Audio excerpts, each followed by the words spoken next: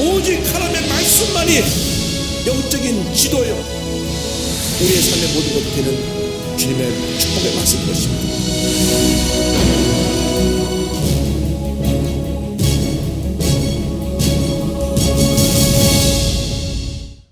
오늘 사무엘하를 마무리하고 로마서 개론을 공부하겠습니다.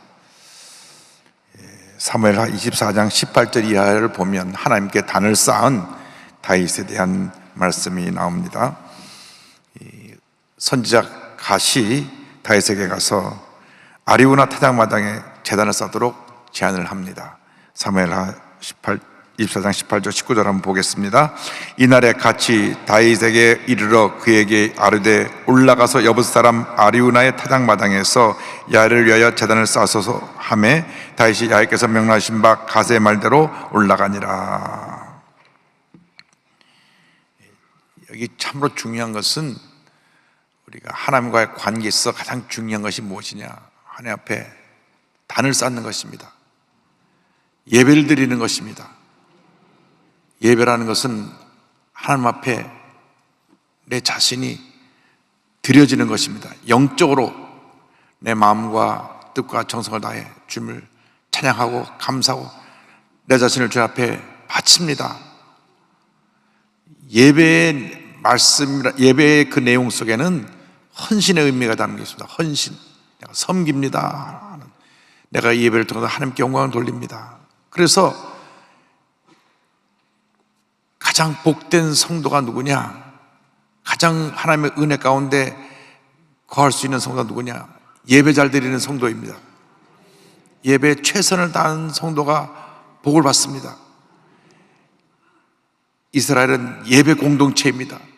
예배를 위해서 하나님께서 성막을 짓게 하시고 성전을 짓게 하시고 그것이 신약시대에 와서 회당이 되었고 우리들에게는 교회가 되었습니다. 교회는 예배 드리는 것입니다. 예배를 통해 하나님께서 영광을 받으시고 하늘의 물려서 큰 복을 내려주십니다. 그래서 다윗이 회개하고 주 앞에 엎드렸을 때 나에게 나와서 단을 쌓아라, 제사를 드려라, 예배를 드리라 말씀하신 것입니다. 아리우나의 타작마당은 굉장히 중요한 장소입니다. 일찍이 아브라함이 독자 이삭을 바쳤던 장소입니다. 창세기 22장을 보면 하나님 명령을 하시죠. 100세 때 낳은 아들을 바치라고 명령했을 때에 아브라함은 머뭇거리지 않았습니다. 성경을 보면 아침 일찍 일어나서 이삭을 데리고 떠납니다. 순종은 즉각적인 순종이 되어야 합니다. 변명과 핑계가 되어서는 안 됩니다. 주님께서 내 독자 이삭을 바쳐라 하실 때에 100세 때 주셨으니까 하나님이 다시 데려가셔도 또 주실 것을 믿었습니다. 그것이 믿음입니다. 믿음은 말씀에 대한 전적인 순종입니다. 그래서 이삭을 데리고 모래 땅의 한 산에 올라가서 그를 잡으려고 할 때에 하나님께서 하나님이 그 손을 멈추게 하시고 내가 이제야 나를 경외하는 줄 알겠다. 아브라함이 하나님 앞에 합격을 받은 그 순간이 바로 이삭을 바치려고 했던 그 순간입니다. 물론 그가 나이가 100세가 돼서도 믿음이 약해지지 않고 하나님 주실 걸 믿은 그 믿음도 굉장히 중요하지만 그것은 우리의 구원의 은혜에 있어서는 예수 믿을 때 첫 번째 믿음이라고 하면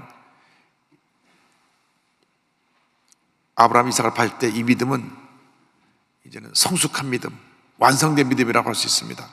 가장 귀한 것을 하나님 앞에 아낌없이 내놓을 수 있는 이 믿음이 하나님 기뻐하시는 믿음입니다. 예배가 나의 가장 귀한 것을 드리는 것입니다. 나의 시간을 드리고 나의 물질을 드리고 나의 정성을 드리고 나의 마음을 드리는 것, 이것이 예배입니다. 그러니까 예배를 적당히 소홀히 하면 안 됩니다.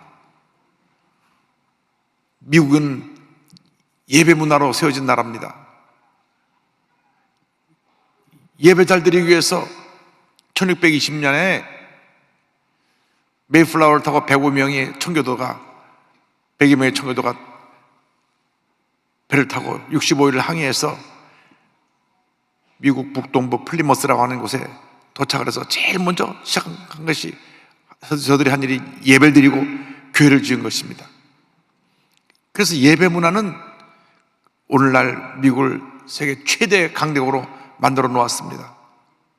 그래서 지금도 대통령 취임식 할 때 목사님이 와서 기도로 시작하고 목사님에서 또 기도로 마칩니다. 예외가 없습니다. 하나님께서 이 대통령을 임기 동안에 지키시고 보호하시고 인도하셔서 바르게 나라를 다스려 달라고 목사님이 기도를 하고 그리고 대통령에 취임하는 것입니다.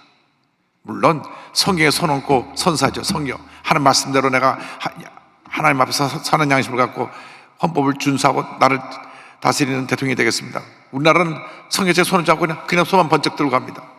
그런데 성경에 딱 손을 얹고 하나님 앞에 선사합니다. 그리고 목사님들이 그 취임식 시작할 때 기도하고 마무리할 때 기도하고 기도를 해서 그 대통령직을 수행하는데, 그렇기 때문에 그 나라가 복받은 나라가 되었습니다. 미국이 편하게 청바지 입고 많이 다닙니다. 청바지가 어디서 나온지 아십니까? 청바지가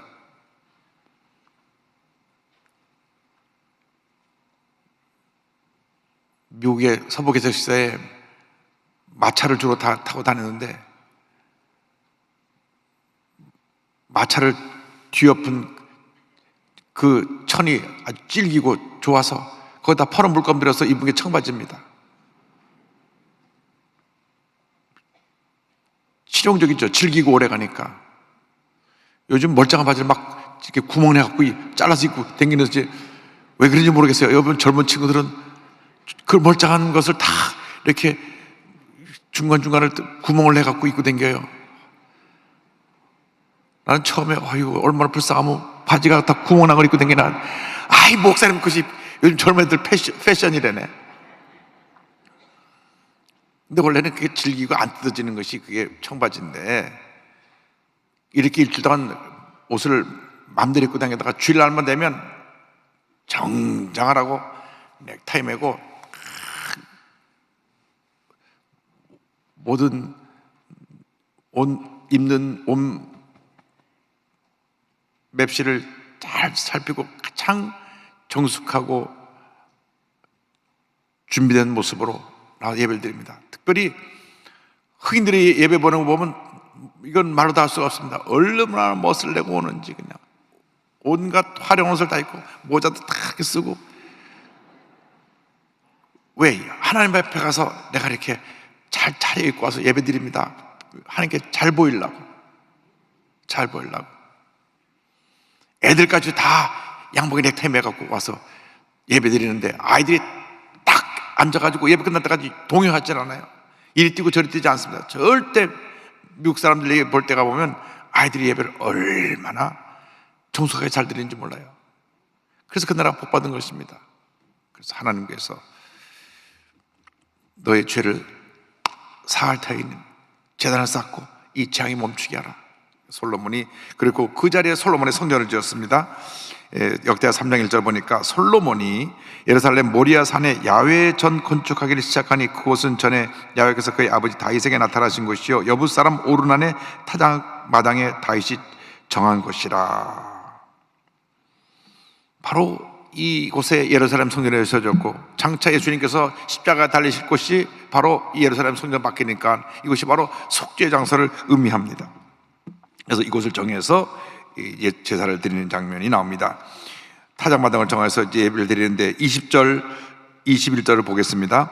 아리우나가 바라보다가 왕과 그의 부하들이 자기를 향하여 건너옴을 보고 나가서 왕 앞에서 얼굴을 땅에 대고 절하며 이르되 어찌하여 내 주 왕께서 종에게 임하시나이까 하니 다윗이 이르되 내게서 타작마당을 사서 여호와께 제단을 쌓아 백성에게 내리는 재앙을 그치게 하려 함이라 하는지라.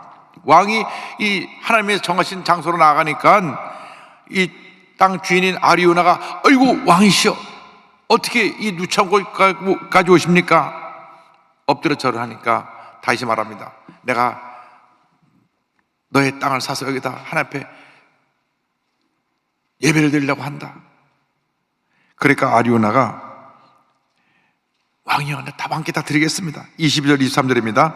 아리우나가 다윗에게 아르되 원하건대 내 주 왕은 좋게 여기시는 대로 취하여 드리소서. 번제에 대하여는 소가 있고 뗄나무에 대하여는 마당질하는 도구와 소의 멍이가 있나이다. 왕이여 아리우나가 이것을 다 왕께 드리나이다 하고 또 왕께 아뢰되 왕의 하나님 여호와께서 왕을 기쁘게 받으시기를 원하나이다. 이 아리우나가 얼마나 믿음이 좋은지 하나님께 예배 드린다고 하니까 왕이여 다 왕께 드릴 테니까 이 땅도 가져가시고 또 하나님께 드릴 번제물도 가져가시고 번제에 필요한 모든 것 다 가져가시옵소서. 하나님은 즐겨내는 자에게 복을 주시는 것입니다. 아리우나의 마음이 얼마나 하나님 보시기에 귀한 마음인지 아마 자선만대 복을 받았을 것입니다. 그런데 다윗 왕은 하나님께 드리는 것을 공짜로 받아들이는 걸 원치 않았습니다. 아니다, 내가 돈을 내서 이것을 값을 지불하고 여기서 제사를 드릴 것이다. 24절 25절입니다. 왕이 아리우나에게 이르되 그렇지 아니하다. 내가 값을 주고 내게서 사리라.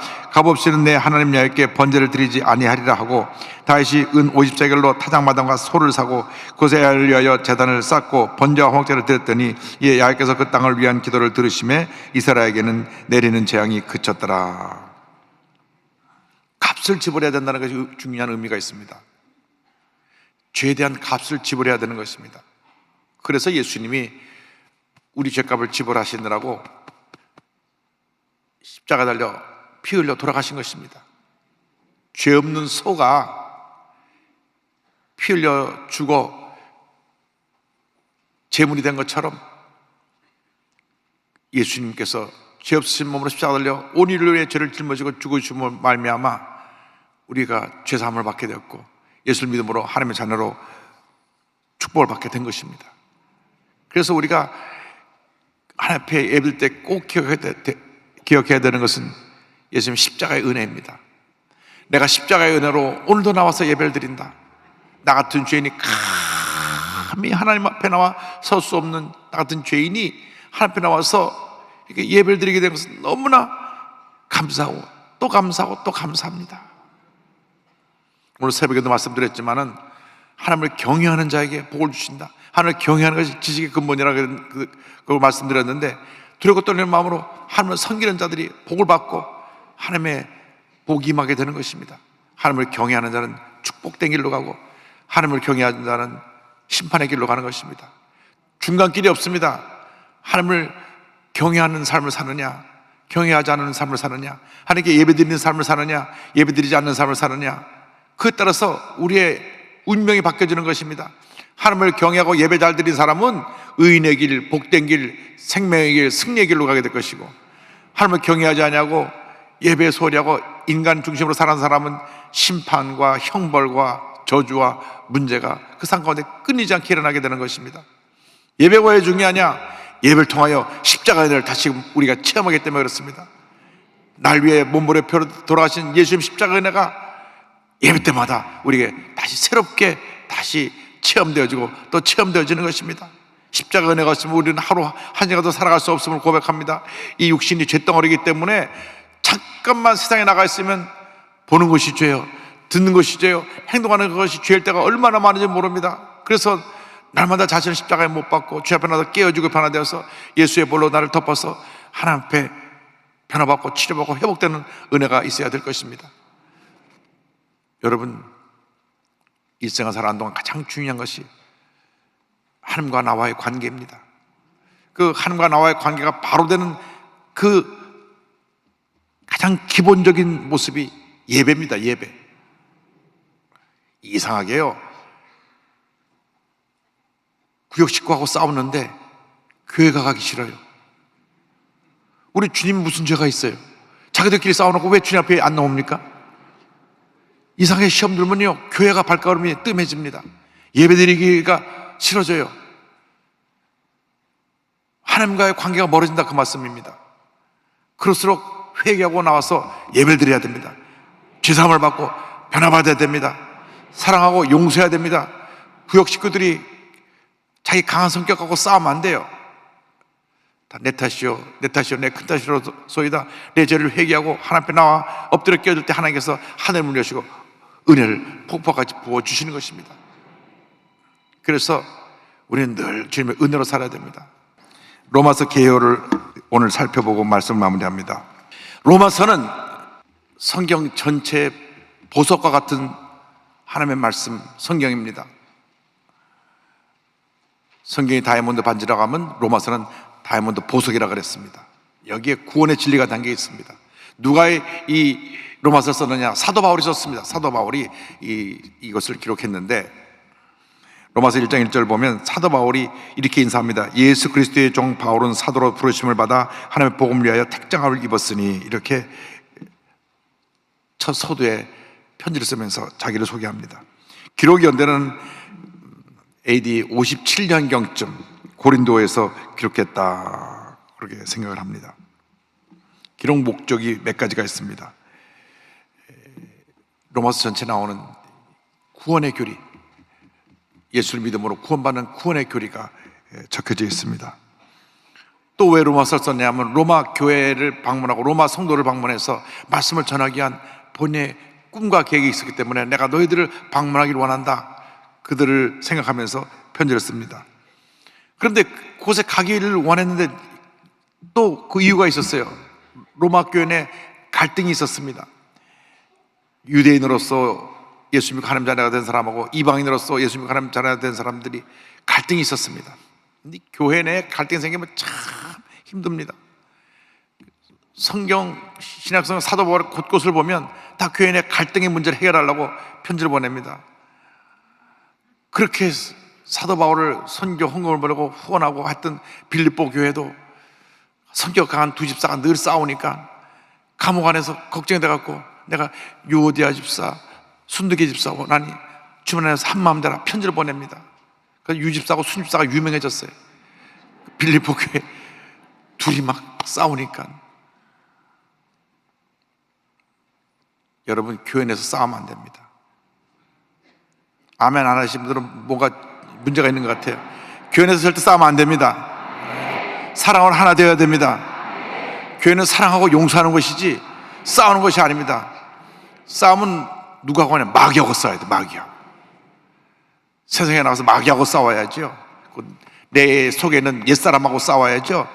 믿는 사람끼리 싸우면 안 됩니다. 왜? 그분 마음속에도 예수님 계신데 내가 그 사람과 싸우면 그 마음 가운데는 예수님을 내가 대적하는 것이 되니까 절대 싸우면 안 돼요. 예수 믿는 사람끼리 싸우면 마귀가 역사합니다. 우리는 사랑하고 용서하고 하나 되어야 합니다. 그래서 이 갈등을 해결하기 위해서 또 로마 교회 내에 유대교적인 신앙을 갖고 자꾸 율법주의로 저들에게 잘못된 가르침을 준 사람들의 썩을 바로잡기 위해서 로마에 있는 교회 편집한 것이 로마서입니다. 주제성구는 따라해 주세요. 의인은 믿음으로 말미암아 살리라. 1장 17절입니다. 복음에는 하나님의 의가 나타나서 믿음으로 믿음에 이르게 하나니 기록된 바 오직 의인은 믿음으로 말미암아 살리라 함과 같으니라. 로마서 1장 17절이 로마서 전체 요절이기도 하고 하박국 2장 4절을 인용한 말씀이기도 하고 1510년 10월 31일 마르틴 루터가 종교개혁을 일으킨 말씀이기도 하고 1738년 5월 24일 요한 웨슬레가 성령 받은 말씀이기도 합니다. 다 잊어버려도 괜찮아요. 중요한 것은 로마서 1장 17절이라고 하는 것입니다. 로마서 1장 17절, 하박국 2장 4절. 그래서 이 로마서 1장 17절을 통해서 놀라운 붕의 역사가 이 2000년 교회 역사 가운데 계속 일어나게 되는데, 대표적인 역사가 1517년 종교개혁이고 1738년 요한 웨슬레 성령운동이고 그리고 로마서를 가지고 주석을 써서 20세기의 가장 위대한 신학자로 부름받은 사람이 칼바르트라고 하는 신학자가 있고, 또 마틴 로이드 존스라고 하는 분이 로마서를 가지고 영국 웨스트민스터 사원에서 평생 말씀을 전했는데, 제가 이 로마서 강의를 준비하라고 그분 책을 사러 갔다가 깜짝 놀랐어요. 우리나라 출판돼서 나온 책이 한 30권이 넘어요. 다 사갖고 왔어요. 다 사놓고 와서 이거 언제 다 보나. 그만큼 로마서 강해가 중요하기 때문에 여러분께서 16장밖에 안 되니까 일주일에 한 번씩 로마서를 읽으면 올해 로마서는 한 20번 이상 읽을 수 있으리라 생각합니다. 로마서는 전체 16장인데 두 파트로 나눠져 있습니다. 앞에 교리적인 부분이 11장까지 있습니다. 11장까지. 그 다음에 어떻게 우리가 살아가야 될 것이냐, 그리스도인의 생활 원리 실천 편이 12장부터 16장까지입니다. 그래서 1장부터 11장까지는 우리가 교리 공부를 하니까 조금 어려울 수도 있지만, 이제 이 11장까지 공부한 것을 가지고 12장부터는 삶에 어떻게 적용해서 내가 살아가느냐 하는 것이 12장부터 16장까지입니다. 그래서 전체 말씀을 우리가 이제 앞으로 매주 조금씩 분량을 따라서 말씀을 공부합니다. 오늘 1장 1절만 공부하겠습니다. 다 같이요. 예수 그리스도의 종 바울은 사도로 부르심을 받아 하나님의 복음을 위하여 택장함을 입었으니. 한번 따라하세요. 예수 그리스도의 종. 오늘 이것만 알고 들어가도 됩니다. 예수 그리스도의 종. 예수란 말은 하나님은 구원이시다. 구약 성경에 똑같은 이름이 있습니다. 여호수아입니다. 여호수아라는 이름이 예수라고 하는 이름과 의미가 같습니다. 하나님은 구원이시다. 그래서 누구는 예수가 성이고 그리스도가 이름 아닙니까? 이런 분도 있어요. 그건 아니고, 예수는 이름이고 그리스도는 칭호입니다. 칭호. 그리스도는 뭐냐? 메시아다. 예수님의 그 하시는 사역이 그리스도로서, 메시아로서 오셔서 일을 하신다. 메시아라고 하는 말이 히브리어고 크리스토스, 그것이 헬라어인데 그게 그리스도가 됐는데, 예수는 이름이고 그리스도는 칭호인데, 저를 보고 이 목사님 할 때 이는 성이고 목사님은 내 칭호인 것처럼, 그러니까 신장로님 하면 신은 성이고 장로님은 칭호잖아요. 마찬가지로 예수 그리스도 하면 예수는 이름이고 그리스도는 칭호인데 구세주라는 뜻이고, 구약 성경에 기름 부음 받은 자를 의미하는데 왕, 선자, 제사장이 기름 부음을 받았습니다. 예수님은 이 땅에 메시아로 오셔서 기름 부음 받은 자로 오셔서 왕권을 가지고 선자로서 제사장으로 오셔서 인류 구원을 완성하신 것입니다. 그런데 그 다음에 말이 중요합니다. 종이다. 종. 진정한 그리스도인의 모습은 종이 되어야 합니다. 사람의 종이 아니라 예수님의 종. 예수님의 종은 무슨 일을 하느냐? 예수님 일만 해요. 예수님의 종은 어떤 삶을 사느냐? 예수님의 말씀에 순종해요. 다른 건 안 해요. 종은 주인의 하는 말만 듣고 따르고 살아가는 것이 종입니다. 종은 자기의 존재도 없고 인격도 없고 의지도 없고 계획도 없고 뜻도 없어요. 종은 주인이 시키는 일만 하면 되고, 주인 말씀에 순종만 하면 되고, 주인이 가는 길로 가기만 하면 복받은 종이 되는 것입니다. 그런데 우린 하나님의 종으로 그렇게 살면 복된 삶을 사는데 자꾸 자기 주관에 강하고 자기 고집 부리고 자기 뜻을 내세우고, 그러다 보니까 늘 문제 속에 헤매고 있는 것입니다. 종은요, 자기 생각이 없다니까요. 주님의 생각이 내 생각이에요. 주님의 뜻이 내 뜻입니다. 그래서 종은 늘 주님이 기뻐하시는 게 뭔가, 종은 주인 생각밖에 안 해요. 여러분 예수님의 종이 되면 예수님을 기뻐하는 그 생각만 하고, 기뻐하는 그 일만 하고, 기뻐하는 그 삶을 사는 것입니다. 말을 할 때도 내가 함부로 말을 못해요. 왜? 예수님이 기뻐하는 말만 해야 되니까. 어떻게 내가 남을 욕하는 말을 합니까? 내가 어떻게 거짓말을 합니까? 왜 내가 말로 통해서 남을 참사하고 남을 묻고 뜯습니까? 입술이라는 게 참 나빠요. 좋지 않은 얘기 먼저 쏟아버리고 담질 못하니까. 근데 진짜 예수님의 종은 말도 조심하고 행동도 조심하고, 왜? 예수님이 혹시 나 때문에, 예수님의 종인 나 때문에 예수님의 영광 가릴까 봐. 그래서 우리는 처음부터까지 예수님의 종으로 존재해야 됩니다. 여러분, 오늘 주님의 참 종이 되시길 바랍니다. 자나 깨나 앉으나 서나 예수님 한 번만으로 만족합니다. 예수님 한 번만으로 만족합니다.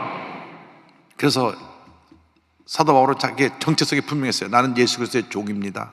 그리고 나는 사도로 부르심을 받았습니다. 사도, 아포스톨로스, 보내심을 받은 자. 그런데 주님이 나를 복음에서 선택하셨습니다. 분명한 정체성을 가지고 하나님 영원에 선신하는 귀한 종이 되었습니다. 여러분 모두가 하나님 앞에서 이와 같은 복된 그리스도의 종으로 살아가게 되시기를 주님으로 축원합니다. 기도하겠습니다. 사랑과 은혜와 자비가 무한하신 하나님 아버지, 예수 그리스도의 종인 우리 자신의 모습인 것을 알고 자나깨나 앉아나서나 오직 예수님만 우리 삶 속에서 나타나게 하여 주시옵소서. 감사하고 예수님의 이름으로 기도 올리옵나이다. 아멘.